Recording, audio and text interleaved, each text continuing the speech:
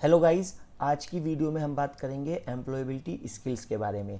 Employability skills किसको कहते हैं, एक एम्प्लॉय के अंदर कौन कौन सी स्किल्स होनी चाहिए। तो आज की इस वीडियो में हम 5 स्किल्स के बारे में देखेंगे। Communication skills, self management skills, ICT skills, entrepreneurial skills और ग्रीन स्किल्स के बारे में। इन पांचों स्किल्स को आज की वीडियो में हम कवर करेंगे। ठीक है, तो सबसे पहले हम कवर करेंगे कम्युनिकेशन स्किल को। कम्युनिकेशन स्किल किसे कहते हैं? तो कम्युनिकेशन किसे कहते हैं? Communication is the way to express our thoughts. Communication एक प्रोसेस होता है जिसके द्वारा हम स्पीकिंग, राइटिंग और using some other medium is called communication. Exchange of information. Communication क्या होता है? एक्सचेंज ऑफ इंफॉर्मेशन, अपनी इंफॉर्मेशन को, डाटा को एक्सचेंज करना, या हमारे पास जो भी बात है उसको दूसरे तक पहुंचाना। दो लोगों के बीच में भी कम्युनिकेशन होती है और दो से ज़्यादा लोगों के बीच में भी कम्युनिकेशन हो सकती है। ठीक है, तो कम्युनिकेशन जो वर्ड है वो कहाँ से आया है? वो कम्युनिकेयर वर्ड से आया है, जिसका मतलब होता है शेयर करना। अब बात करते हैं इसमें पार्ट्स ऑफ कम्युनिकेशन की। कम्युनिकेशन के अंदर कितने मेन पार्ट्स होते हैं? तो एक होता है इसमें ट्रांसमीटर, जो ट्रांसमिट करता है इन्फॉर्मेशन को। एक होता है हमारा इसमें लिसनर, लिसनिंग करना, जो इन्फॉर्मेशन दी जा रही है उसको रिसीव करने वाला। और एक होता है फीडबैक, रिसीवर ने जो भी मैसेज अंडरस्टैंड किया वो सेंडर को एक फीडबैक देता है कि उसके कितना समझ में आया। ठीक है, तो कम्युनिकेशन के मेन 3 पार्ट्स होते हैं। अगर इस तरह का आपसे कोई क्वेश्चन पूछता है कि कम्युनिकेशन के कितने पार्ट्स होते हैं, तो ट्रांसमिटिंग करना इन्फॉर्मेशन को, लिसनिंग करना, फीडबैक करना। जैसे इस केस में मैं कम्युनिकेशन को ट्रांसमिट कर रहा हूँ, आप लोग लिसन कर रहे हैं। और फीडबैक किसको बोलते हैं? बाद में किसी भी चीज़ के the receiver convey their understanding of the message, उसने मैसेज को कितना अंडरस्टैंड किया, इसको बोलते हैं हम क्या? फीडबैक। अब बात करते हैं एलिमेंट्स की। तो एलिमेंट्स ऑफ कम्युनिकेशन कौन कौन से होते हैं? तो एलिमेंट्स में सबसे पहले इसमें आएगा सेंडर। एक होता है हमारा सेंडर, एक होता है हमारा इसमें रिसीवर, एक होता है हमारा इसमें चैनल, फीडबैक। ये 5 इसमें हमारे एलिमेंट्स होते हैं। एक बार देखते हैं इनको। सेंटर किसको बोलते हैं? The person beginning the communication, जो कम्युनिकेशन को बिगिन कर रहा है। एक होता है इसमें message, the information that the sender wants to convey. एक होता है हमारा चैनल, जिसके द्वारा इन्फॉर्मेशन भेजी जा रही है। और रिसीवर, जो इन्फॉर्मेशन को रिसीव कर रहा है। और फीडबैक, जो एक्नॉलेजमेंट दिया जाता है। ठीक है, अब इसमें हम बात करते हैं एक डायग्राम की। इसमें एक डायग्राम आता है, ये देखो। यहाँ पे हमारा कौन है? ये सेंडर। सेंडर क्या कर रहा है? Giving information. Communication starts with the sender. Sender send a message और here a channel is use to receive to transfer the message. Receiver क्या करता है? उसको रिसीव करता है। ठीक है, रिसीविंग इन्फॉर्मेशन हुई यहाँ पे, और यहाँ पे फिर से उसको फीडबैक दिया जाएगा। तो इस तरीके से ये हमारी साइकिल चलती है। आपको ये 5 चीज़ें ध्यान रखनी है: सेंडर, मैसेज, चैनल, रिसीवर और फीडबैक। और कम्युनिकेशन में अगर हम बात करें तो मेथड ऑफ कम्युनिकेशन, कितने तरीके से हम कम्युनिकेशन कर सकते हैं। तो आप देख रहे होंगे यहाँ पे, एक तो हम फेस टू फेस कर सकते हैं, एक हम ईमेल के द्वारा कर सकते हैं, नोटिस या पोस्टर के द्वारा कर सकते हैं, बिजनेस मीटिंग जो होती हैं, या अदर मेथड्स भी हैं जैसे न्यूज़ लेटर या ब्लॉग्स बनाना, सोशल नेटवर्किंग, मैसेज करना या फ़ोन करना। इनके द्वारा भी हमारी कम्युनिकेशन हो सकती है। अब हम 3 तरह की मुख्य कम्युनिकेशन के बारे में देखेंगे: वर्बल, नॉन वर्बल और विजुअल कम्युनिकेशन किसे कहते हैं। तो सबसे पहले बात करते हैं हम वर्बल कम्युनिकेशन की। वर्बल कम्युनिकेशन किसे कहते हैं? जिसके अंदर कुछ वर्ड्स, साउंड्स, लैंग्वेज का यूज़ होता हो, उसको हम बोलते हैं वर्बल कम्युनिकेशन। आप देख रहे होंगे यहाँ पे, verbal communication includes sounds, words, language, speech. Speaking is one of the most effective and commonly use way of communicating. It is generally of 2 types, oral and written. तो वर्बल कम्युनिकेशन जिसमें हम words का use कर रहे हो, ये generally 2 types की होती है, oral and written communication. Oral का मतलब जैसे बोल के हम कर रहे हैं, और रिटन मतलब लिख के जो हम कर रहे हैं। ओरल में बहुत चीज़ें आती हैं, जैसे इंटरपर्सनल आ गई, स्मॉल ग्रुप में आ गई, या पब्लिक में आ गई। इंटरपर्सनल क्या? जिसमें 2 व्यक्ति, इंडिविजुअल, आपस में फेस टू फेस बात कर रहे हैं। रिटर्न में जो लिख के कम्युनिकेशन की जाती है, लेटर्स के द्वारा, सर्कुलर्स के द्वारा, reports, manuals, SMS, social media chats, जो लिख के की जा रही है, दोनों में वर्ड्स का यूज़ हो रहा है। स्मॉल ग्रुप कम्युनिकेशन, जैसे कोई प्रेस कॉन्फ्रेंस होना है या बोर्ड्स की मीटिंग होती है, इनमें भी हमारी वर्ड्स का यूज़ किया जाता है। तो वर्बल कम्युनिकेशन वो होती है जिसमें हम वर्ड्स का यूज़ करते हैं। एक होती है हमारी पब्लिक कम्युनिकेशन। पब्लिक कम्युनिकेशन में जैसे पब्लिक स्पीच देना, जैसे नेता लोग देते हैं पब्लिक स्पीच, तो वो हो गई हमारी पब्लिक कम्युनिकेशन। ठीक है, तो ये सब हमारे किसके पार्ट्स थे, वर्बल कम्युनिकेशन के। एडवांटेजेस क्या है वर्बल कम्युनिकेशन की, सबसे पहले it is an easy mode of communication, ये कम्युनिकेशन बहुत ईजी वे में होती है। It also enables you to keep changing your instruction as per the other person's response. इसमें हम क्या कर सकते हैं, अपना इंस्ट्रक्शन या अपना पर्सन का जो रेस्पॉन्स है वो अदर व्यक्ति को इनेबल कर सकते हैं। ठीक है, इसकी डिसएडवांटेज सिंपल सी है, क्या है, verbal communication depend on written words, so sometimes the meaning can be confusing and difficult to understand if the right words are not used. देखो वर्बल कम्युनिकेशन में ओरल तो समझ में आता है कि हम बोल के कर रहे हैं, लेकिन वर्बल में ही एक रिटर्न कम्युनिकेशन होती है, तो उसमें रिटर्न वर्ड्स का यूज़ होता है। तो ऐसा हो सकता है कि कभी हमें रिटर्न कम्युनिकेशन के वर्ड्स समझ में ना आए। सपोज किसी की राइटिंग ख़राब है तो वो कंफ्यूजिंग वर्ड्स हो सकते हैं जो हमारी समझ में ना आए। अब बात करते हैं दूसरी, non verbal communication. Non verbal मतलब जिसमें हम वर्ड्स का यूज़ नहीं करते। नॉन वर्बल कम्युनिकेशन सेम वही, इज द एक्सप्रेशन और एक्सचेंज ऑफ इंफॉर्मेशन और message without using any spoken और रिटर्न वर्ड। इसमें वर्ड का यूज़ नहीं होगा। तो कौन कौन सा वर्ड यूज होंगे इसमें, जैसे बॉडी मूवमेंट्स, हमारा face, arms, voice tone, tone से भी कितनी बार हम पता लगा लेते हैं कि सामने वाला कहना क्या चाह रहा है, पोज है ना, और body language, gestures, postures, eye movements, body movements, ये सब हमारे नॉन वर्बल कम्युनिकेशन के एग्जाम्पल हैं। नॉन वर्बल कम्युनिकेशन किसमें, जिसमें हम वर्ड्स का यूज़ ना करते हों। एग्जाम्पल दे रखे हैं इसके नीचे देखो, gestures, raising a hand to greet और से गुड बाय, जैसे गुड बाय हम बाय करते हैं किसी को, तो उससे हमें गेस्चर से पता लग रहा है कि वो कहना क्या चाह रहा है। एक्सप्रेशन से स्माइलिंग करना या सैड फेस बनाना, है ना। Body language, postures by which attitude and feelings are communicated. तो नॉन वर्बल समझ में आ गया। अब बात करते हैं हम विजुअल कम्युनिकेशन की। विजुअल कम्युनिकेशन जिसमें ना वर्ड्स होते और ना हम साइंस, इसमें नॉन वर्बल का यूज़ करते हैं, इसमें हम यूज़ करते हैं कुछ साइंस का। जैसे आपने देखा होगा कहीं पार्किंग नहीं हो तो वहाँ पे इस तरह का सिंबल होता है, पी लिख के उसको क्रॉस कर दिया जाता है। तो इससे हमें क्या पता लगता है कि हमारी नॉन वर्बल कम्युनिकेशन हो रही है। हम सड़कों पे भी जाते हैं तो इस तरह की आपको लाइन मिलेंगी, एक इस तरह की लाइन होती है, एक इस तरह की लाइन होती है और एक यहाँ पे डबल लाइन भी होती है।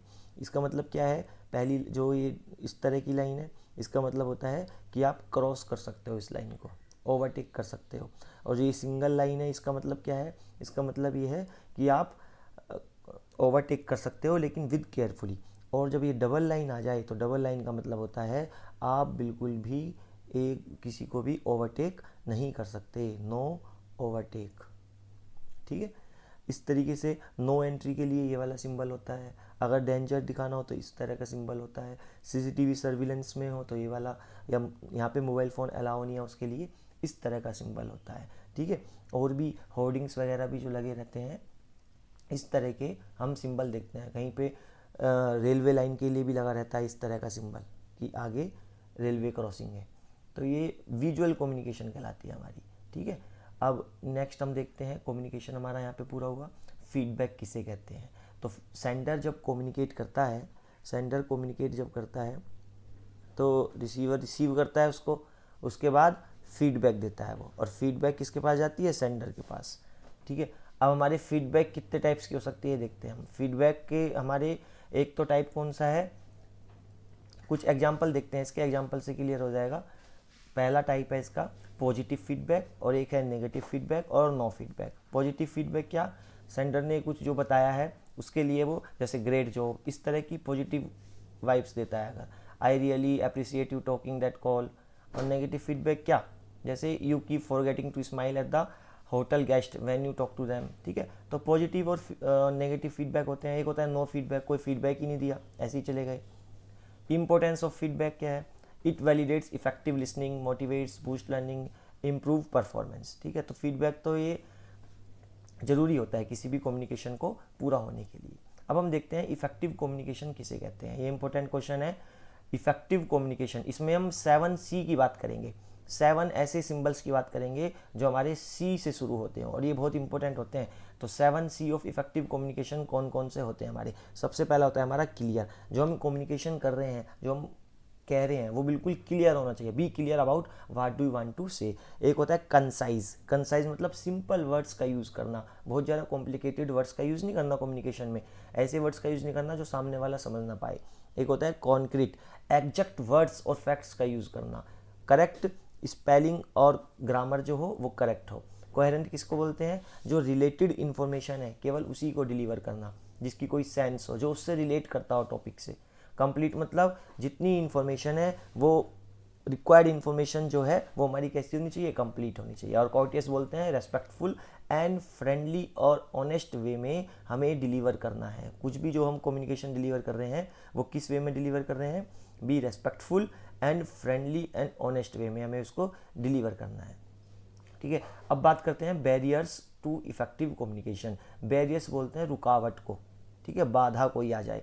तो जब हम कम्युनिकेशन करते हैं तो उसमें बीच में कुछ बैरियर्स आ जाते हैं। जैसे पहला बैरियर कौन सा है हमारा? Physical barrier. फिजिकल मतलब physical barrier is the environmental and natural condition that acts as a barrier in communication.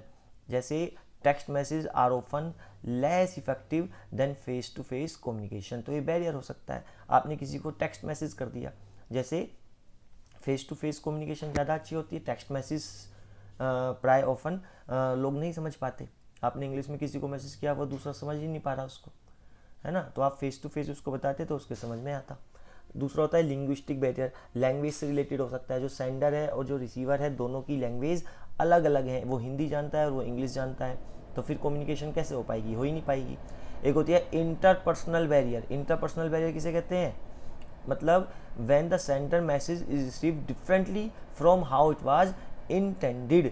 मतलब सेंडर तो कुछ और कहना चाह रहा था लेकिन रिसीवर ने उसकी बातों का कुछ और मतलब निकाल दिया। ठीक है। ऑर्गेनाइजेशनल बैरियर आ सकती है। मतलब एक हियरार्किकल स्ट्रक्चर जो होती है, देखो ऑर्गेनाइजेशनल बैरियर किसे कहते हैं? Organisations are design on the basis of formal hierarchical structure which affect the free flow of communication in organisation.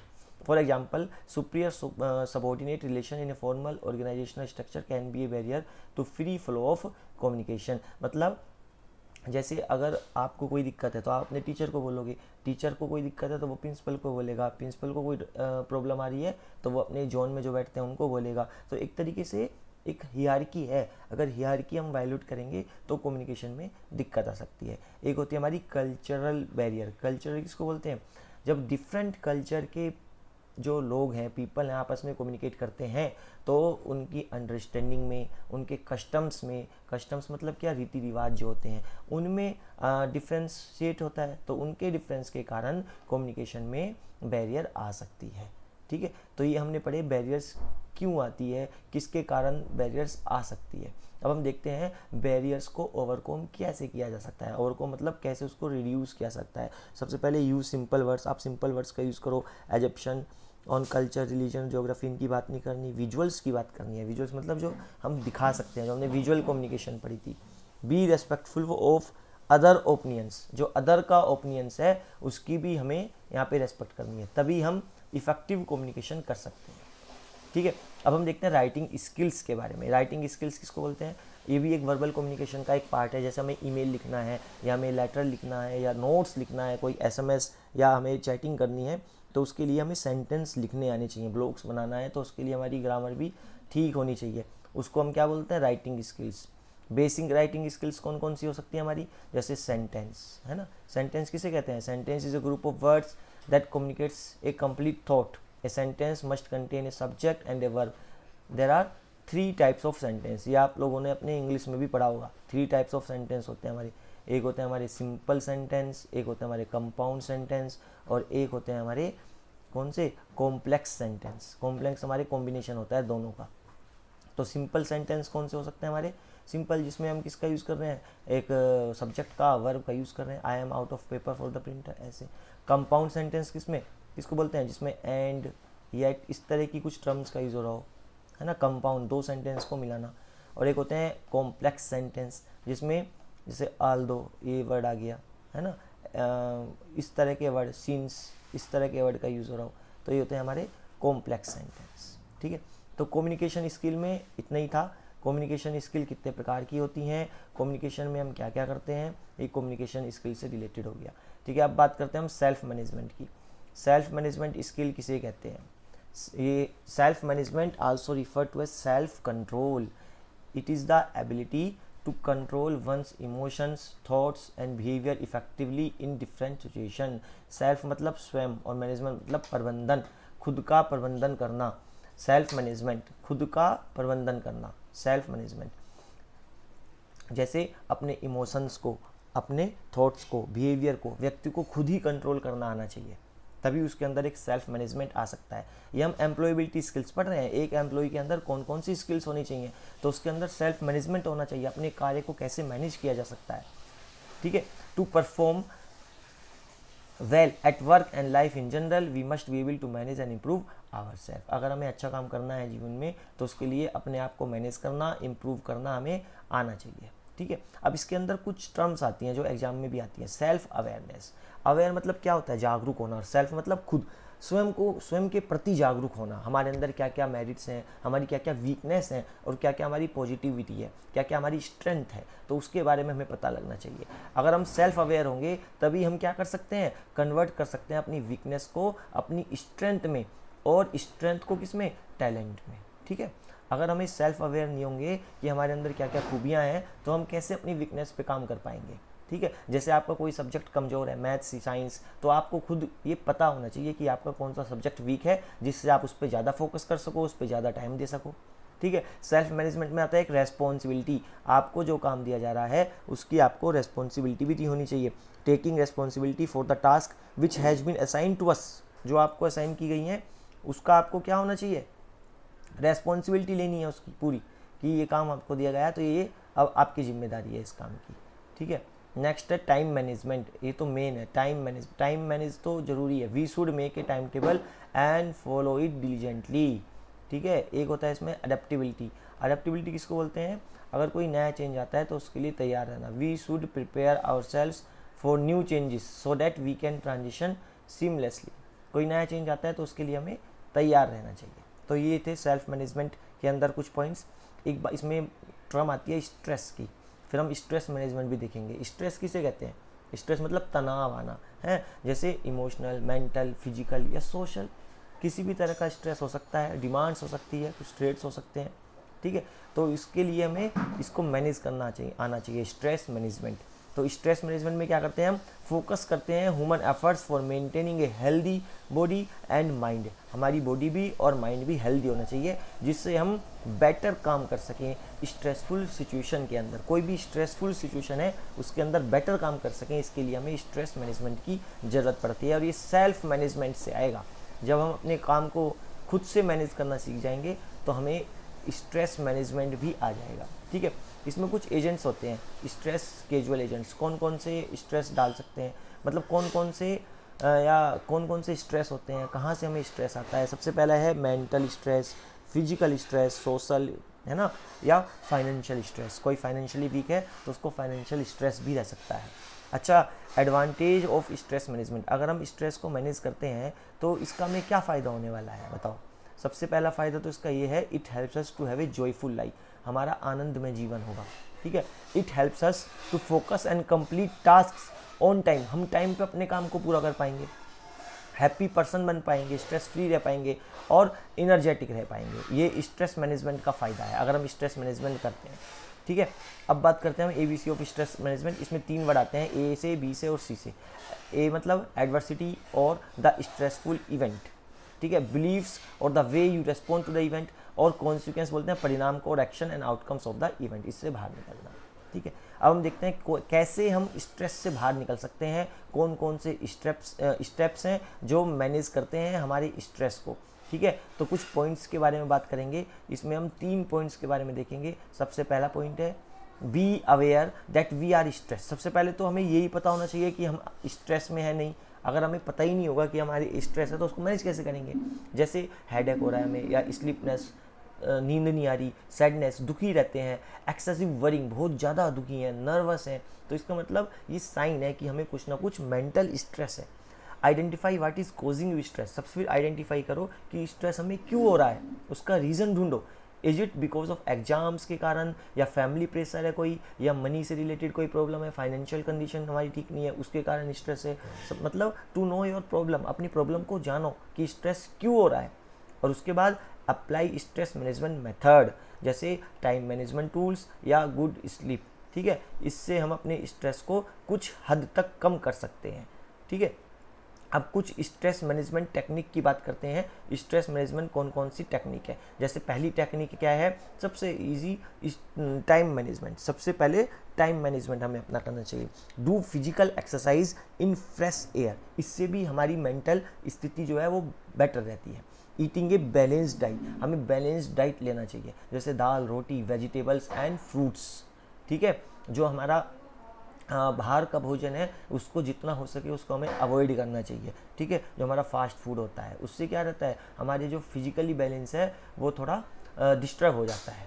ठीक है, focusing on positive aspects of life, हमें पॉजिटिव चीज़ देखनी चाहिए, नेगेटिव नहीं देखनी, पॉजिटिव चीज़ देखनी है। We should get a good night sleep for at least 7 hour, हमें 7 से 8 घंटे की नींद लेनी चाहिए रोज़। ठीक है, going on vacation with family और फ्रेंड्स, अपने फैमिली के साथ, फ्रेंड्स के साथ हमें थोड़ा समय बिताना चाहिए। जब से मोबाइल आया है ना तो मोबाइल में घुसे रहते हैं, है ना। फैमिली के साथ, फ्रेंड्स के साथ जो अपना टाइम स्पेंड पहले लोग करते थे वो सब कम कर दिया है, ये भी स्ट्रेस बढ़ने की एक बहुत बड़ा कारण है। तो स्ट्रेस मैनेजमेंट टेक्निक हमने देखी। अब हम देखते हैं importance of stress. Stress management क्यों इम्पोर्टेंट है, जिससे हम इम्प्रूव कर सकते हैं मूड को, बूस्ट कर सकते हैं अपने इम्यून सिस्टम को, है ना, प्रमोट्स कर सकते हैं लॉन्गिविटी, लंबा जीवन को। ठीक है, और क्या कर सकते हैं, अपने गोल की ओर पहुंच सकते हैं, फिजिकल स्ट्रेंथ हो सकते हैं, और complete mental and physical engagement of task accomplishment, increase कर सकते हैं अपनी एफिशिएंसी, कार्य करने की क्षमता को, प्रिवेंट कर सकते हैं साइकोलॉजिकल डिसऑर्डर और बिहेवियरल ऑर्डर को। ठीक है, प्रॉब्लम्स जो भी है हमारे। अच्छा, कुछ स्ट्रेस के सिम्टम्स भी हैं, जैसे फिजिकल सेंस क्या क्या है, देखो यहाँ पे dry mouth, butterfly in stomach, indigestion होना, नोशिया होना, एसिडिटी होना, sweaty palms, cold hand feet, irritation होना किसी चीज़ से, हाइपर एक्टिविटी होना। ठीक है, या इम्पेशेंस रखना, लोनीनेस, इरिटेशन होना, गिल्ट महसूस करना, फ्रस्ट्रेट होना बातों पे, डिप्रेशन होना, चिंता होना किसी चीज़ की, या मूड ख़राब होना, है ना। ये सब चीज़ें स्ट्रेस मैनेजमेंट के क्या है, मतलब स्ट्रेस के सिम्टम्स होते हैं। ठीक है, और ये कैसे हटेंगे, स्ट्रेस मैनेजमेंट टेक्निक से। मैंने आपको पहले ही बताया था, देखो दोबारा बता रहा हूँ, फिजिकल एक्सरसाइज कर सकते हैं, योगा कर सकते हैं, इंजॉय करना आना चाहिए हमें। ठीक है, ये नहीं कि हमेशा हम काम में ही लगे रहें, अपने इंजॉय करना भी बहुत ज़रूरी है लाइफ के लिए। उसके बाद meditation, going on vacation with family and friends. ठीक है, अब इसमें एक चीज़ और देखेंगे हम, importance of the ability to work independently, हमें अपना काम स्वयं करना आना चाहिए। ठीक है, इससे हम अच्छा सीखते हैं। ठीक है, individual feel more empowered responsible, ये हम क्या पढ़ रहे हैं, सेल्फ मैनेजमेंट पढ़ रहे हैं। तो जो व्यक्ति सेल्फ मैनेज होता है उसके अंदर ये सारी क्वालिटी होती ही होती हैं। ठीक है, अब इसमें एक चीज़ और पढ़ेंगे हम, अपने काम को हम कैसे इंडिपेंडेंटली कर सकते हैं, उसके लिए हमें कुछ बातों का ध्यान रखना है। जैसे सेल्फ अवेयर बता दिया आपको, अपनी पॉजिटिव पॉइंट्स और नेगेटिव पॉइंट्स को आपको पता होना चाहिए। ठीक है, सेल्फ मोटिवेट होना, खुद से अपने आप को मोटिवेट करना, इनर अर्ज मतलब अंदर से होना चाहिए, नहीं मुझे ये काम करना है, मैं अपने गोल को अचीव करके रहूँगा, 90% लाने हैं, मुझे टॉप करना है ना। सेल्फ रेगुलेटेड, और एक होता है इसमें इमोशनल इंटेलिजेंसी, इसका मतलब क्या होता है, इमोशंस होते हैं ना व्यक्ति के अंदर, उसको मैनेज करना, ये बहुत ज़रूरी है। सेल्फ मैनेजमेंट में सबसे इंपॉर्टेंट होता है ये, अपने इमोशनल इंटेलिजेंसी, अपने इमोशंस को, है ना, इन सब को मैनेज करना, इमोशंस, हार्डनेस, मैनेजिंग इमोशंस, ये सब पार्ट सेल्फ मैनेजमेंट के अंदर आता है। जो एक सेल्फ मैनेजमेंट जो व्यक्ति सेल्फ मैनेज होता है अपने आप में, उसके अंदर ये सारी क्वालिटी होती ही होती हैं। ठीक है, कुछ स्टेप्स हैं कैसे हम इनको कर सकते हैं। अब हमने सेल्फ अवेयरनेस के बारे में आपको बता चुका है, इसमें स्ट्रेंथ एंड वीकनेस का हम एनालिसिस करते हैं कि कौन कौन सी मेरी स्ट्रेंथ है, मेरी क्रिएटिव राइटिंग क्या है, कॉन्फिडेंट हूँ नहीं, गिटार बजा सकता हूँ, सपोज ये मेरी स्ट्रेंथ है। और वीकनेस क्या है मेरी, जैसे मैथमेटिकल प्रॉब्लम्स को सोल्व करने में आपको दिक्कत आ रही है, या इंग्लिश आप फ्लुएंटली बोलने में दिक्कत करते हो, या गेम्स और स्पोर्ट्स में अच्छे नहीं हो, आपकी वीकनेस हो सकती है। तो पहले तो पहचानो कि आपके अंदर क्या वीकनेस है और क्या स्ट्रेंथ है, पहले उनको पहचान के एक लिस्ट बनाओ, फिर उस पर काम करो, जो आपकी वीकनेस है उस पर काम करो। अच्छा, इंटरेस्ट और एबिलिटी में भी अंतर होता है। इंटरेस्ट क्या होता है? जो हम फ्री टाइम में भी करना चाहें, और एबिलिटी जो हमारी नेचुरल कैपेसिटी है ना। अच्छा, अब बात करते हैं इसमें सेल्फ मोटिवेशन की। सेल्फ मोटिवेशन का मतलब खुद से अपने आप को मोटिवेट करना, किसी काम को करने से related. Self motivation is simply the force within us, जो हमारे अंदर फोर्स है, that drives us to do things, जो हमसे काम करवाता है, ठीक है, जो हमें पुश करता है अपने गोल को अचीव करने के लिए, हैप्पी होने के लिए, इंप्रूव करने के लिए, अपनी क्वालिटी लाइफ बनाने के लिए। जैसे आप खुद मोटिवेट हो सकते हो, नहीं मुझे अपने माता पिता का नाम रोशन करना है तो मैं पढ़ूंगा, खूब पढ़ूंगा, और 9th-10th में कितने परसेंट नंबर लाऊंगा, 90% लाने हैं। तो ये सेल्फ मोटिवेशन कुछ वर्ड्स होते हैं जिनको आप अपने आप से मोटिवेट हो सकते हो जिनसे। इंटरनल मोटिवेशन और एक एक्सटर्नल मोटिवेशन, दो होते हैं। इंटरनल मोटिवेशन जैसे लव, आप चाहते हो किस लिए, आपको डांसिंग, सिंगिंग ये सब पसंद है, आपको इनसे इंटरनल मोटिवेट होते हो, अच्छा लगता है आपको। एक एक्सटर्नल मोटिवेशन, आप फर्स्ट आओगे तो आपको रिवार्ड मिलेगा, आपको स्टेज पे बुला के आपको प्राइज़ दिया जाएगा, आपके माता पिता खुश होंगे, ये हो गया हमारा एक्सटर्नल मोटिवेशन। इस प्रकार हमने मोटिवेशन को ध्यान में रख के भी, मतलब मोटिवेशन से भी हम सेल्फ मैनेज हो सकते हैं, ठीक है। बिल्डिंग सेल्फ मोटिवेशन, अपनी स्ट्रेंथ पे काम करके, फोकस करके अपने गोल्स पे, ऐसे भी हम अपने सेल्फ मोटिवेट हो सकते हैं, ठीक है। एक आता है इसमें सेल्फ रेगुलेशन। सेल्फ रेगुलेशन मतलब, सेल्फ रेगुलेशन बोलते हैं हमारे पास जो गोल्स हैं उन गोल्स की सेटिंग करना, अपने आप को रेगुलेट करना, ठीक है। मतलब जैसे saving pocket money to buy a favourite mobile phone by a particular date, है ना। तो एक अपने आप को रेगुलेट कर रहे हैं, अपने काम को रेगुलेट कर रहे हैं। इसमें स्मार्ट मेथड का यूज़ करते हैं हम, स्पेसिफिक, मिजरेबल, अचीवेबल, रियलिस्टिक और टाइम बाउंड मेथड का, ठीक है। अच्छा, सेल्फ रेगुलेशन में टाइम मैनेजमेंट भी आता है, ठीक है। टाइम मैनेजमेंट जो मैं आपको पहले बता चुका, ठीक है। इफेक्टिव टाइम मैनेजमेंट हम कब कर पाएंगे, अच्छा टाइम मैनेजमेंट हम कब कर पाएंगे, जब हम ऑर्गेनाइज होंगे, हैं, प्रायोरिटाइज, अपने काम को प्रायोरिटी देंगे कि क्या काम पहले अच्छा है। अब देखो, जैसे पहले पढ़ना ज़रूरी है और खेलना बाद में, तो प्रायोरिटी सब, हर व्यक्ति की अपनी प्रायोरिटी होता है, और प्रायोरिटी के हिसाब से वो लिस्ट बनाता है कि पहले किस प्रायोरिटी पे क्या काम करना है, ठीक है। तो हमारा इसमें यही था सेल्फ मैनेजमेंट स्किल्स में। अब तीसरी स्किल की बात करते हैं जिसका नाम है आईसीटी स्किल्स। इसके अंदर हमारा कंप्यूटर का सारा बेसिक आता है। कंप्यूटर, आईसीटी किसको बोलते हैं, इंफॉर्मेशन कम्युनिकेशन टेक्नोलॉजी को। किसी भी टेक्नोलॉजी का यूज़ करके जब हम इंफॉर्मेशन को कम्युनिकेट करते हैं, समझते हैं, समझाते हैं, है ना, उसको लर्न करते हैं, सीखते हैं, तो वो आईसीटी स्किल्स हैं। जैसे हमें कोई भी काम नहीं आ रहा, मैथ्स का समझ नहीं आ रहा, या हमें इंग्लिश का कोई टॉपिक समझ में नहीं आ रहा, एसएसटी का कोई टॉपिक समझ में नहीं आ रहा, हमने उसको सोशल मीडिया प्लेटफॉर्म का यूज़ किया, टेक्नोलॉजी का, और उसको हमने वहाँ से सीख लिया। तो ये आईसीटी स्किल्स आपके अंदर होनी चाहिए। इसके अंदर आईसीटी स्किल्स में क्या क्या आएगा, आपका हार्डवेयर के बारे में, सॉफ्टवेयर के बारे में, इनपुट डिवाइस और आउटपुट डिवाइस के बारे में आएगा, एप्लीकेशन सॉफ्टवेयर, सिस्टम सॉफ्टवेयर के बारे में आएगा, इसमें ऑपरेटिंग सिस्टम के बारे में आएगा, मेमोरी के बारे में आएगा, कितने टाइप्स के कंप्यूटर होते हैं उसके बारे में आएगा, सुपर कंप्यूटर क्या है, मेन फ्रेम कंप्यूटर क्या है, इन सब के बारे में आएगा। इन सब की वीडियो पहले ही बना के मैं डाल चुका, अगर आप लोगों ने अभी तक नहीं देखी है तो उस वीडियो को वहाँ से एक्सेस कर लेना, ठीक है। अब मेन आईसीटी स्किल्स में हम इसमें 2-3 पॉइंट देखेंगे। जैसे एक है ऑपरेटिंग सिस्टम। आपको पता है ऑपरेटिंग सिस्टम जो सिस्टम को ऑपरेट करता है, ये मैंने एक भी दिन आपको बताया था पहले भी। ऑपरेटिंग सिस्टम का मतलब होता है ऑपरेट करना सिस्टम को, या हार्डवेयर और यूज़र के बीच में एक ट्रांसलेटर की तरीके से काम करना। कंप्यूटर की लैंग्वेज क्या है, बाइनरी लैंग्वेज 0 और 1। हमारी लैंग्वेज क्या है यूज़र की, हम हिंदी जानते हैं, है ना, या हम इंग्लिश जानते हैं। तो हम अपनी लैंग्वेज हिंदी या इंग्लिश, और कंप्यूटर की लैंग्वेज हार्डवेयर है कंप्यूटर एक, तो कंप्यूटर की लैंग्वेज बाइनरी। इन दोनों के बीच में तालमेल कौन बिठाएगा, तालमेल वो बिठाएगा operating system. Operating system works between the user and the computer, ठीक है। जैसे अगर हम लोग चाइना में चले जाएं तो वहाँ की चाइनीज़ लैंग्वेज तो हम जानते नहीं है, और वो हिंदी लैंग्वेज नहीं जानते हैं, तो दोनों के बीच में कम्युनिकेशन कैसे होगा। एक ट्रांसलेटर ढूंढेंगे हम, एक ऐसा व्यक्ति ढूंढेंगे जो दोनों की भाषाओं को समझ सके और एक दूसरे को कन्वर्ट करके फिर बता सके। तो ऑपरेटिंग सिस्टम ऐसा ही एक ट्रांसलेटर होता है जो कंप्यूटर और किसके बीच में होता है, हमारे बीच में, कंप्यूटर और हमारे बीच में एक ट्रांसलेटर की तरीके से काम करता है, ठीक है। ऑपरेटिंग सिस्टम जैसे विंडोज़ 7, विंडोज़ 8, विंडोज़ 10, ठीक है।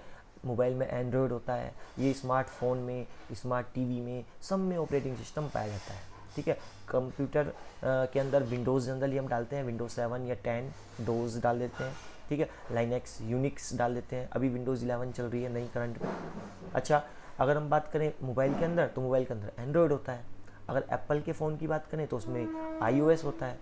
अगर एप्पल के टैबलेट की या एप्पल के ऑपरेटिंग सिस्टम में जो हम कंप्यूटर के अंदर डालते हैं या लैपटॉप के अंदर डालते हैं उसकी बात करें तो उसमें कौन सा होता है, मैक, सुना होगा आपने नाम, मैक होता है, ठीक है। तो ये ऑपरेटिंग सिस्टम था। देखो यहाँ पे डेफिनेशन देखते हैं, ऑपरेटिंग सिस्टम ये software that serves as an interface, ये आ गया। एक इंटरफेस होता है बिटवीन किस किस के बीच में, एक तो यूज़र के बीच में और एक कंप्यूटर के बीच में। जो कंप्यूटर और यूज़र के बीच में एक इंटरफेस होता है, ठीक है। इसका काम क्या होता है, मैनेज करना ऑल डिवाइसेस को, ठीक है।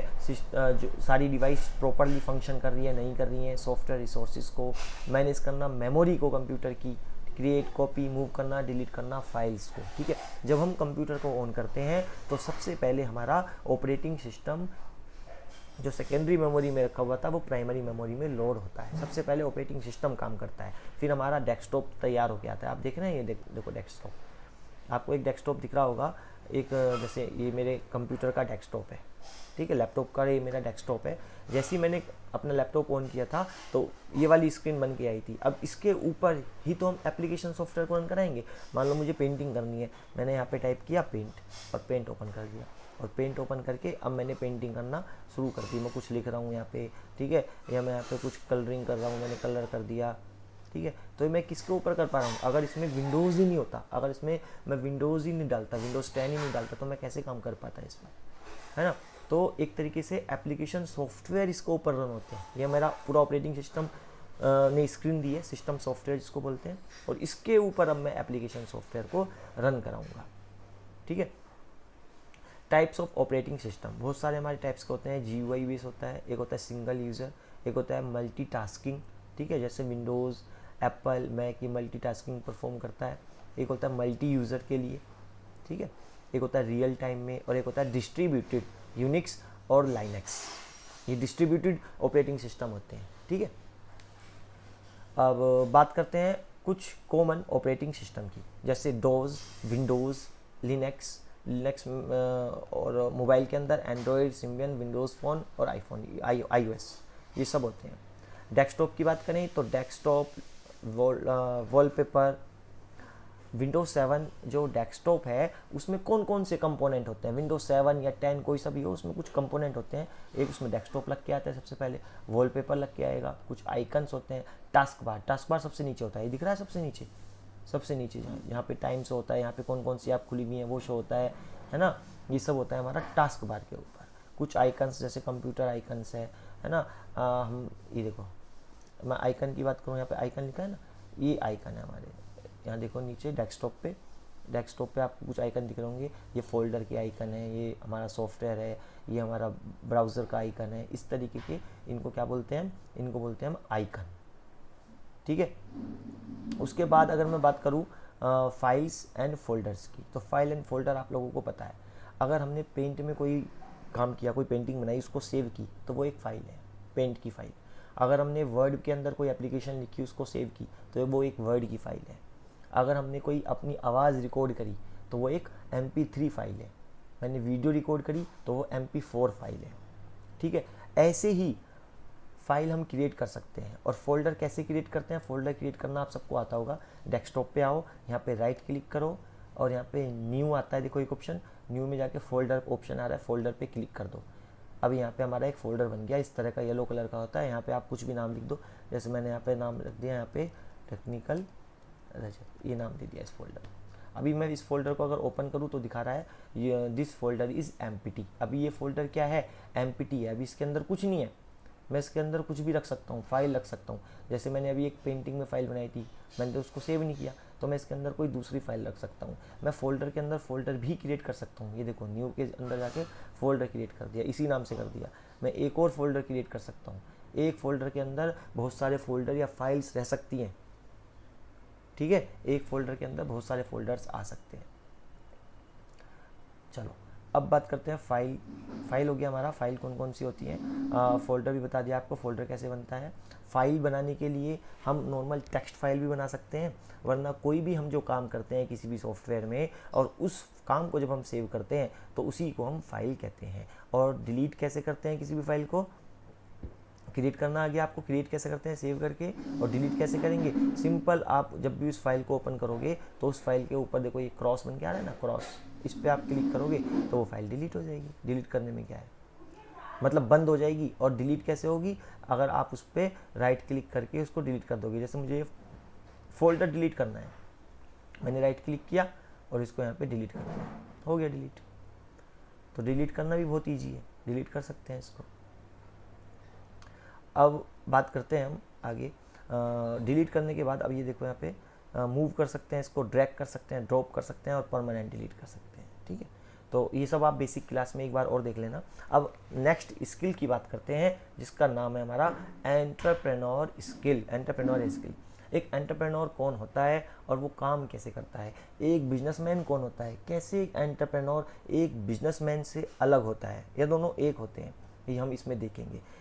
एक हम EMC सब्जेक्ट पढ़ते हैं, एंटरप्रेन्योर माइंडसेट करिकुलम, EMC, जिसका मतलब है कि एक एंटरप्रेन्योर कैसे बन सकते हैं, वो क्या क्या काम करता है, कैसे वो बिहेव करता है, ठीक है, और कौन कौन सी उसके अंदर क्वालिटी होती है, ये हम एक एंटरप्रेन्योर स्किल्स के अंदर देखेंगे। तो एंटरप्रेन्योर स्किल में सबसे पहले बात करते हैं एक एंटरप्रेन्योर कौन होता है। तो an individual who creates a new business bearing most of the risk to set up a business is called entrepreneur. जो क्रिएट करता है एक नए बिजनेस को और रिस्क को सहता है, जो रिस्क होती है उसको सहता है। इसका मेन मकसद क्या होता है एंटरप्रेन्योर का, मार्केट के अंदर अपनी वैल्यू बनाना, अपने प्रोडक्ट की वैल्यू बनाना, ये एंटरप्रेन्योर का मेन काम होता है, अपनी वैल्यू क्रिएट करना। ठीक है, एक जो शार्क टैंक इंडिया के नाम से एक सीरियल भी आता है, उसमें एंटरप्रेन्योर आते हैं बड़े बड़े, उनका काम क्या होता है, वो एक नए इन्वेंशन के साथ आते हैं, उन्होंने प्रोडक्ट में कुछ ना कुछ नया इन्वेंट किया हुआ होता है, वो सब एंटरप्रेन्योर है। ठीक है, एक बिजनेसमैन और एंटरप्रेन्योर में डिफरेंट है दोनों। क्या डिफरेंशिएट है दोनों में, बिजनेसमैन तो एक पुराने काम को करता है, जैसे किसी ने जूते चप्पल की दुकान खोल ली या कपड़ों का बिजनेस कर लिया या किसी ने कॉपी किताब की दुकान खोल ली, तो ये सब काम तो पहले से ही चलते आ रहे हैं ना, तो इसमें नया क्या किया। एंटरप्रेन्योर एक नए काम के साथ आता है, उसको बोलते हैं एंटरप्रेन्योर। ठीक है, और जो एंटरप्रेन्योरशिप का और सोसाइटी का डायरेक्ट रिलेशन होता है, एक तो वो जॉब क्रिएट करता है, there is a direct relationship between entrepreneurship and society.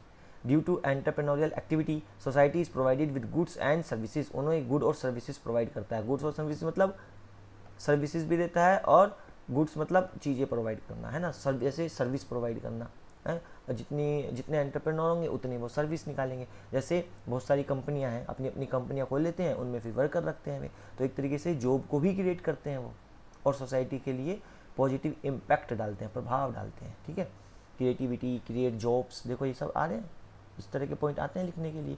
क्या क्या काम करते हैं, इकोनॉमिक ग्रोथ करते हैं, है ना, क्रिएटिविटी करते हैं, और स्टिमुलेट्स करते हैं इनोवेशन को, एफिशिएंसी को, एम्प्लॉयमेंट करते हैं, प्रॉब्लम को सोल्व करना, इनकरेज करना, वेलफेयर सोसाइटी को। ठीक है, ये उनके काम भी हैं कुछ। ठीक है, अच्छा, इनके कुछ नेगेटिव इम्पैक्ट भी आते हैं, एक क्वेश्चन आ जाता है इस तरीके का, बहुत इंपॉर्टेंट क्वेश्चन है। क्वेश्चन क्या आता है कि एंटरप्रेन्योरशिप जो है, एंटरप्रेन्योरशिप के क्या क्या नेगेटिव इम्पैक्ट हैं। सबसे पहला है इन्वायरमेंटल डिग्रेडेशन। अब वो कुछ नया इन्वेंशन करेंगे तो इन्वायरमेंट को कहीं ना कहीं क्षति पहुंचाते हैं वो, ट्रेड को इम्बैलेंस करते हैं, लेबर का एक्सप्लॉयटेशन करते हैं, शोषण करते हैं। ठीक है, तो ये कुछ नेगेटिव पॉइंट थे, नेगेटिव इम्पैक्ट थे जो एक एंटरप्रेन्योर के अंदर हो सकते हैं, ज़रूरी नहीं हो लेकिन ये हो सकते हैं। ठीक है, सोसाइटी भी एक बड़ा रोल प्ले करता है इनके बूस्ट होने में, नीड्स डिमांड्स के लिए रॉ मटेरियल को प्रोवाइड करते हैं। ठीक है, प्रोवाइड करता है रॉ मटेरियल, मतलब सोसाइटी कैसे बूस्ट करता है एंटरप्रेन्योर को। ठीक है, वो डिमांड क्रिएट करेगा तो एंटरप्रेन्योर उतने ही नए बनेंगे। अब पहले खाने के रेस्टोरेंट कितने कम थे, जैसे जैसे डिमांड बढ़ती रही तो लोगों ने उसको ओपन करना शुरू कर दी। डिमांड के साथ साथ ये सब चीज़ें हमारी बढ़ जाती हैं। ठीक है, उसके बाद बात करते हैं हम, इनेबल करता है फाइनेंशियल सपोर्ट को, क्रिएट करता है नीड फॉर एजुकेशन के लिए।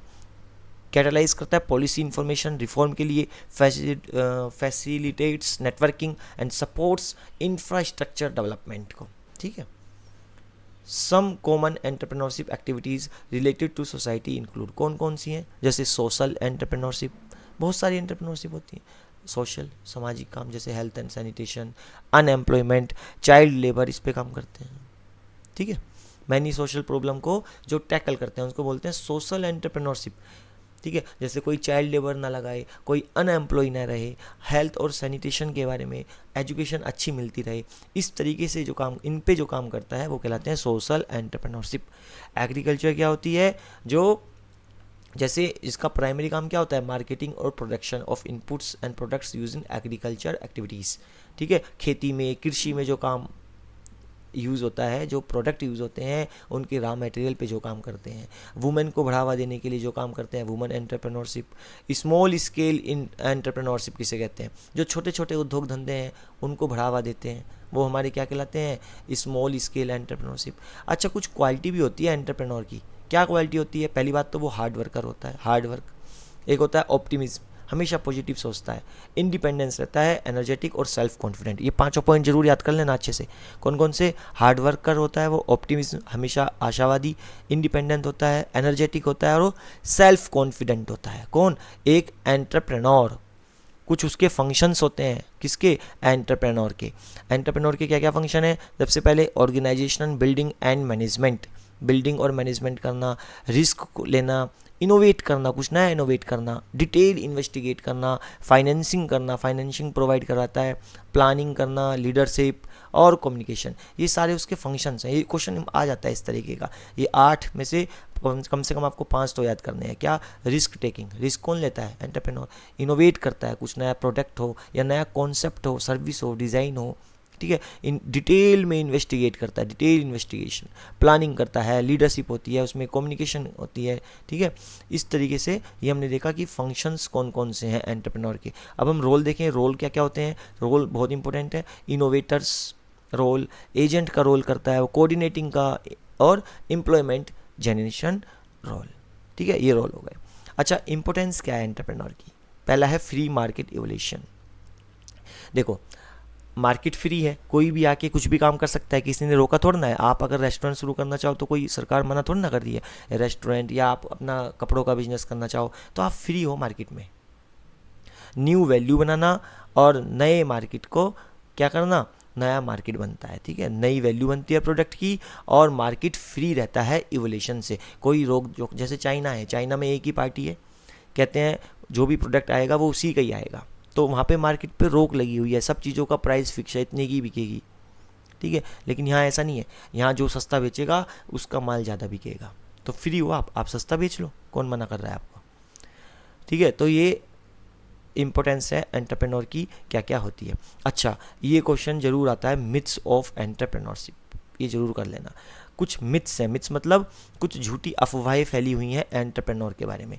पहली बार अफवाह है, entrepreneurs are born a certain way, वो एक, उनका जन्म एक अलग तरीके से होता है, मतलब वो एक जब जन्म होता है उनका, बादल बरसते हैं, बिजली गिरती है, ऐसा कुछ नहीं है। नॉर्मल जैसे हम और आपने जन्म लिया ऐसे ही उनका जन्म होता है, ठीक है। हाँ, तो हम मिथ्स की बात कर रहे थे।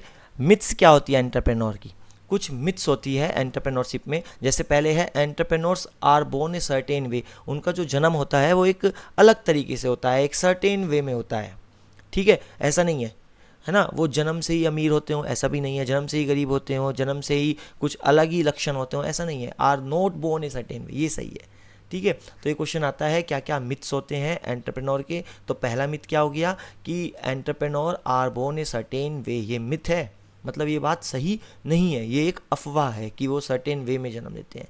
Entrepreneur have to take a lot of risk, हर एंटरप्रेन्योर को बहुत सारी रिस्क लेनी ही पड़ती है, ऐसा ज़रूरी नहीं है।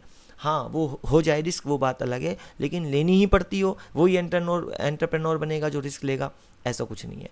बिजनेसेस इधर स्काई रॉकेट और फेल, ठीक है। या तो एंटरप्रेन्योर का जो बिजनेस होगा वो या तो स्काई रॉकेट बिल्कुल छू लेगा या बिल्कुल फेल हो जाएगा, ऐसा भी नहीं है, मिथ है। ए lot of money is require, बहुत सारे मनी की आवश्यकता है। धनवान जो होगा वही एंटरप्रेन्योर बन सकता है, मुकेश अंबानी हैं यही बन सकते हैं, हम नहीं बन सकते, ऐसा नहीं है। बहुत जने आए हैं ऐसे निकल के बिल्कुल गरीब तबके से, जो आके बहुत ऊंची ऊंचाइयों को छुआ है जिन्होंने। One must know everything before starting ए बिजनेस। एंटरप्रेन्योर बनने के लिए आपको स्टार्टिंग से सब कुछ पता होना चाहिए, तभी बन पाओगे, वरना नहीं बन पाओगे। ठीक है, तो ये इस तरह की कुछ मिथ्स हैं जो हमारी सोसाइटी में हैं, कुछ अफवाहें हैं जो फैली हुई हैं एंटरप्रेन्योरशिप के बारे में, हालांकि ऐसा नहीं है। जो एंटरप्रेन्योरशिप एज ए कैरियर अगर हम लेते हैं तो ले सकते हैं, हाँ ले सकते हैं। ठीक है, और वो क्यों ज़रूरी है हम लोगों के लिए? देखो इसमें क्या लिखा है, एंटरप्रेन्योरियल स्किल्स एंड कैपेबिलिटी हमारे डेवलपमेंट को करती हैं, डेवलप करती हैं ability to handle failure and ambiguity. कोई असमंजस की स्थिति आ जाए, फेलियर आ जाए, तो उसमें हम हैंडल कर सकते हैं उन स्थितियों को।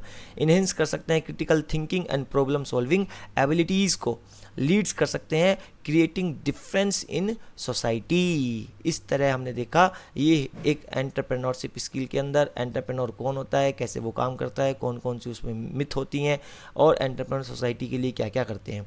अब हम नेक्स्ट स्किल की ओर मूव करते हैं जिसका नाम है ग्रीन स्किल्स। ग्रीन का मतलब क्या है? ग्रीन से आपके कुछ समझ में आ रहा होगा, हरा भरा, इन्वायरमेंट, इको फ्रेंडली, इससे रिलेटेड है, बिल्कुल ठीक। ग्रीन का मतलब यही होता है। देखो हम कुछ नेचुरल रिसोर्सेज का यूज़ करते हैं, है ना। नेचुरल रिसोर्सेज होते हैं ना, जैसे हमारे कोयल, पेट्रोल, हमारी हवा, पानी, पेड़ पौधे, ये सब क्या है? नेचुरल रिसोर्सेज हैं। तो ग्रीन स्किल्स ये कहता है कि उन नेचुरल रिसोर्सेज को बचा के रखो, उनको व्यर्थ में बर्बाद नहीं करना, पेड़ पौधे काटने नहीं है व्यर्थ में।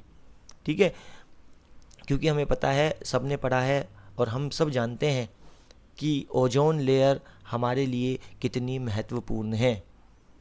एक ग्रीन हाउस इफ़ेक्ट आपने पढ़ा होगा, ग्रीन हाउस इफ़ेक्ट पढ़ा होगा, है ना। तो इन सब चीज़ों को देखते हुए हमें पता लगता है कि ग्रीन स्किल्स हर व्यक्ति के अंदर होनी चाहिए। जहाँ हम नहीं बैठे हों, अगर व्यर्थ में लाइट पंखा खुला हो तो उसको बंद कर दें, ये हमारी जिम्मेदारी है। चलते हुए पत्तों को नहीं तोड़ना, एक पत्ता जो हम तोड़ते हैं वो भी ग्लोबल वार्मिंग को कम कर रहा है, इवन वो भी क्योंकि ऑक्सीजन कुछ जनरेट कर रहा है। तो एक पत्ता जो हमने ऐसे ही चलते हुए तोड़ लिया था फोड़ने के लिए, पत्ता फोड़ते हैं ना बहुत से लोग, तो पत्ता ऐसे ही फोड़ने के लिए तोड़ लिया था, वो भी कुछ ना कुछ ऑक्सीजन जनरेट करके ओजोन लेयर को बचा रहा था, ग्रीन हाउस इफेक्ट को कम कर रहा था, है ना, हमारे इन्वायरमेंट को अच्छा बनाने में अपना योगदान दे रहा था। तो हमें कोई हक नहीं था उसको तोड़ने का। ठीक है, और जो हमने, जब हम किसी पत्ते को क्या लैब में बना सकते हैं? कोई है ऐसा कोई वैज्ञानिक हुआ है जो किसी भी पत्ते को बना सके अपनी साइंस की लैबोरेटरी में? नहीं बना सकता। तो हमें उसको तोड़ने का भी कोई हक नहीं है। हाँ, यदि हम उसका यूज़ करते हैं, जैसे घरों में हम तुलसी या कड़ी पत्ता, इस तरह के कुछ पत्ते हम अपने खाने में यूज़ करते हैं, तो उस समय वो यूज़ तो हो रहा है ना, वेस्ट तो नहीं जा रहा ना। तो चलो उस समय ठीक है, लेकिन अगर हम ऐसे अपने मौज मस्ती के लिए राह चलते पत्तों तोड़ लें तो ये गलत है। अब बात करते हैं हम सस्टेनेबिलिटी की। सस्टेनेबल बोलते हैं सतत विकास, सस्टेनेबल डेवलपमेंट। वो ये कहता है जब हम विकास कर रहे हैं, डेवलपमेंट कर रहे हैं, तो विकास और डेवलपमेंट इस हिसाब से किया जाए, विकास और डेवलपमेंट इस हिसाब से हम करें जिससे जो हमारे नेचुरल रिसोर्सेज हैं, जो हमारे नेचुरल रिसोर्सेज हैं,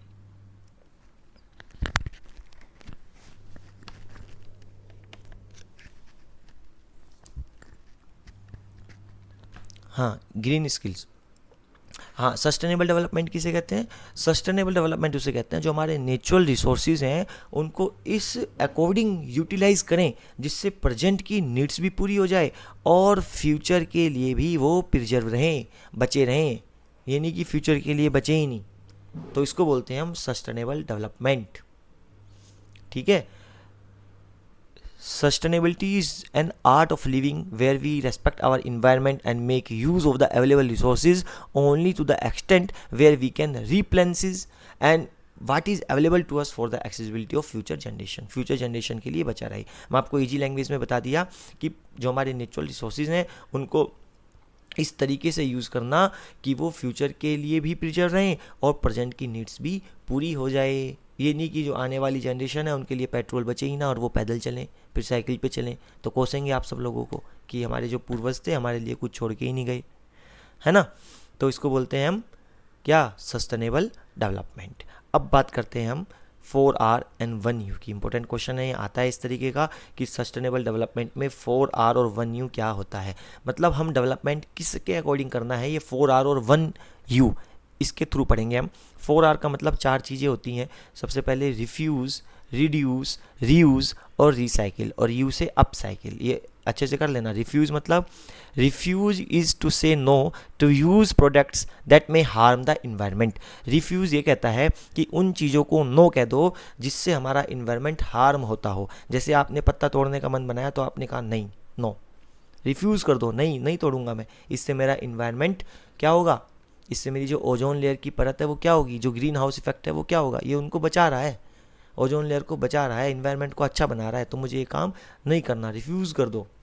पानी बहाने का मन है, नहीं, बल्कि हमें पानी को प्रिजर्व करना चाहिए, बचा के रखना चाहिए, है ना। वाटर हार्वेस्टिंग किसको बोलते हैं, हम जो बारिश का पानी है उसको इकट्ठा कर लो, उसको वापस से नीचे वो जमा हो जाए, व्यर्थ ना जाए, ठीक है। तो उन प्रोडक्ट्स को जो हार्मफुल है एनवायरनमेंट के लिए, जैसे पन्नी है, अब पन्नी नहीं यूज़ करनी चाहिए, उससे एनवायरनमेंट हमारा दूषित होता है, तो उसको नो करो।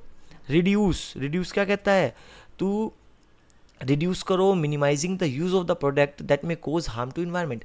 अगर आप उसको बिल्कुल रिफ्यूज़ नहीं कर सकते, नो कर सकते, तो उसको रिड्यूस करो, उसके जितना हम, जैसे हमने 10 पन्नी यूज़ करनी है तो 1 पन्नी यूज़ करो उसकी जगह, है ना।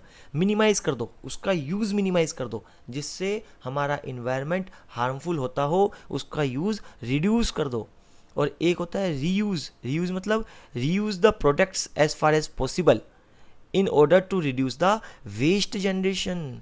उसको रीयूज़ करो, जितना रीयूज़ कर सकते हो। आपने देखा होगा अब रीयूज़ वाली पॉलीथीन भी आ रही हैं, हम उनको रीयूज़ कर सकते हैं उन पॉलीथीन्स को, इस तरह की पॉलीथीन आ रही हैं, क्योंकि वैसी वाली पॉलीथीन तो बैन कर दी थी, लेकिन फिर भी चल रही हैं।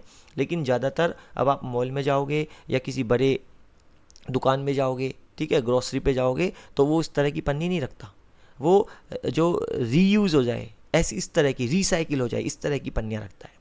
After using the product we must try to recycle it. Reuse के बाद क्या करें हम, रिसाइकिल, फिर से वो होता रहे, इसको रीयूज एक बार हो गया, रिसाइकिल फिर वो होता रहे, रिसाइकिल बन जाए, ठीक है। और एक होता है अपसाइकिलिंग। अपसाइकिलिंग किसको बोलते हैं, जब हम उस प्रोडक्ट को एक नया लुक दे देते हैं। Upcycling is giving a new look to the old product and making it look desirable, और जो वो डिजायरेबल भी हो, इससे हमारा क्रिएटिविटी भी दिखेगी, इनोवेशन भी दिखेगा। तो ये 4R एंड 1U आता है सस्टेनेबल डेवलपमेंट में, इसको ठीक से पढ़ लेना है, मैंने बता दिया आपको, ठीक से पढ़ लेना। अब हम आगे देखते हैं इम्पोर्टेंस ऑफ सस्टेनेबल डेवलपमेंट। क्या इम्पोर्टेंस है सस्टेनेबल डेवलपमेंट की, बताओ। In the 21st century, the importance of adopting sustainable techniques for sustainable development is of grave importance. बहुत importance है। Judicious use of resources is of prime importance since the exploitation of resource is causing its depletion. जो हमारे resources हैं उनका exploitation हो रहा है, वो ख़त्म हो रहे हैं, वो उनको बचा के रखो। प्रॉपर बैलेंस बना रहे सस्टेनेबिलिटी का, ये बहुत इम्पोर्टेंट है। ये नहीं अनइवन डिस्ट्रीब्यूशन नहीं होना चाहिए। Uneven distribution of available resources across different economics fronts is giving rise to crime and creating social imbalance. Social imbalance हो जाएगा अगर हमारा अनइवन डिस्ट्रीब्यूशन हुआ, ठीक है। अनइवन मतलब असमान रूप से डिस्ट्रीब्यूट नहीं होना चाहिए। इन्वायरमेंटल प्रॉब्लम्स कौन कौन सी हैं, जैसे क्लाइमेट चेंज होता है या emission of green house gases, जो ग्रीन हाउस गैसेस निकल रही हैं, ठीक है। तो सस्टेनेबल डेवलपमेंट इन सब चीज़ों में हमारी मदद करता है। किस किस में मदद करता है, ओजोन लेयर डिप्लीट होने से बचाता है, ग्रीन हाउस गैसेस जो है, ग्रीन हाउस इफेक्ट जो है उसको कम करता है, हमारे इन्वायरमेंट को अच्छा बना के रखता है, ठीक है। इकोनॉमिक ग्रोथ अच्छी होती है हमारी उससे, ठीक है। अच्छा, सस्टेनेबल डेवलपमेंट गोल्स की बात करते हैं हम, ठीक है। यूएन जो हमारा यूनाइटेड नेशन है उसने कुछ गोल्स दिए हैं। कितने गोल, 17 गोल दिए हैं, 17 गोल। इसको एक नाम देते हैं हम, क्या नाम देते हैं, 17 SDG, सस्टेनेबल डेवलपमेंट गोल्स। बहुत इंपॉर्टेंट क्वेश्चन है, 17 गोल्स कौन कौन से हैं हमारे सस्टेनेबल डेवलपमेंट के, ठीक है। तो सबसे पहला गोल है नो पॉवर्टी, कोई पॉवर्टी नहीं है। सस्टेनेबल डेवलपमेंट अगर हम करेंगे कोई पॉवर्टी नहीं होगी, zero hunger, good health and wellbeing, quality education, gender equality, clean water and sanitation, affordable and clean energy, decent work, economic growth, industry, innovation and infrastructure, reduce inequalities, sustainable cities and communities, responsible consumption and production, climate action, life below water, है ना, life on land, peace, justice and strong institution and partnership for the goals. ये हमारे क्या थे, ये हमने देखे 17 goals कौन कौन से हैं, किसके, सस्टेनेबल डेवलपमेंट के 17 गोल के बारे में देखा। अच्छा, अब हम बात करते हैं नेचुरल रिसोर्सेज को। नेचुरल रिसोर्सेज हमें पता है कौन कौन से होते हैं, जैसे हमारे इनएग्जॉस्टिबल रिसोर्सेज किसको बोलते हैं, जैसे wind power, the resources which can not be exhausted by human consumption are called inexhaustible resources. जैसे हमारे सोलर रेडिएशन है, जैसे हमारा विंड पावर है, जैसे हमारा वाटर पावर है ना, जैसे हमारा क्या है, टिडल पावर है, इसको हम क्या बोलते हैं, इसको हम बोलते हैं इनएग्जॉस्टिबल रिसोर्सेज। देखो रिसोर्सेज किसको कहते हैं, नेचुरल रिसोर्सेज किसे कहते हैं, जो हमारे प्रकृति में पाए जाते हैं वो हमारे क्या है, नेचुरल रिसोर्सेज हैं, ठीक है। जैसे विंड होगी, हवा हो गई हमारी, और क्या हो गई, हमारे कोयला, पेट्रोल, ये सब क्या है, ये सब हमारे नेचुरल रिसोर्सेज हैं, सब हमारे नेचुरल रिसोर्सेज हैं, इनको हम बोलते हैं।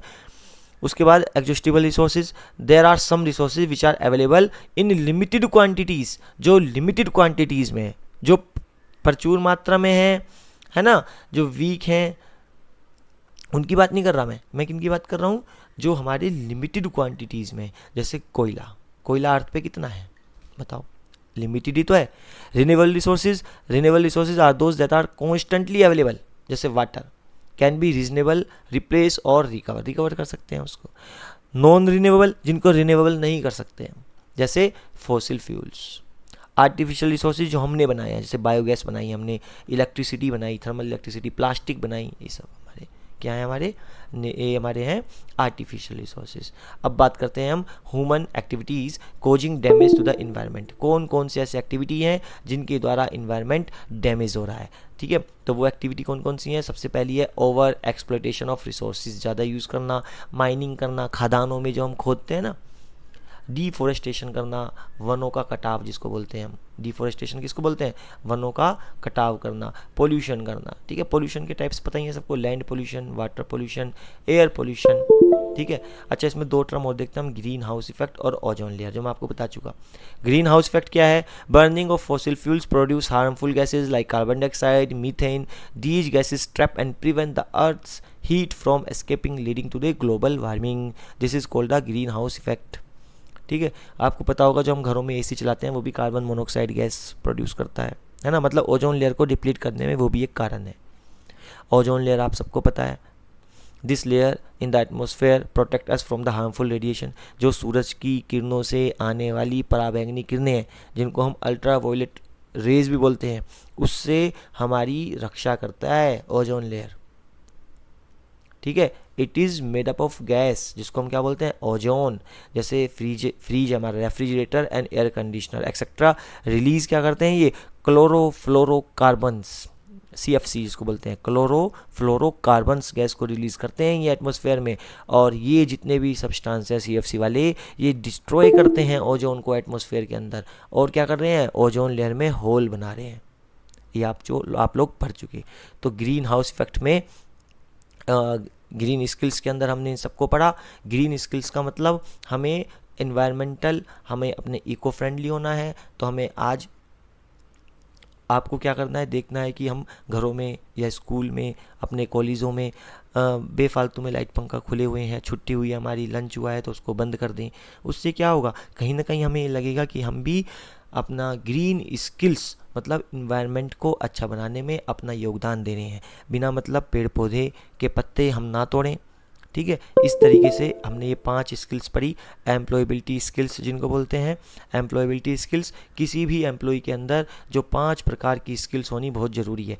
आज से 6-7 साल बाद जब आप एम्प्लॉय बन जाओगे, कोई इंजीनियर बनेगा, कोई डॉक्टर बनेगा, है ना, कोई क्या बनेगा, कोई CA बनेगा, कोई नेता बनेगा, कोई अभिनेता बनेगा, कोई टीचर बनेगा, तो आप उस समय आप सबको इन 5 स्किल्स की रिक्वायरमेंट होगी। ये 5 स्किल्स अंडरलाइन कर लो, बहुत इंपॉर्टेंट है। सबसे communication, self management, green skill, ICT skill, entrepreneurial skill, ये 5 स्किल हमारी बहुत इंपॉर्टेंट है। ये सब स्किल्स हमारे अंदर होनी चाहिए। अगर ये स्किल्स नहीं होगी तो हम एक सफल एम्प्लॉय कैसे बन पाएंगे? नहीं बन पाएंगे।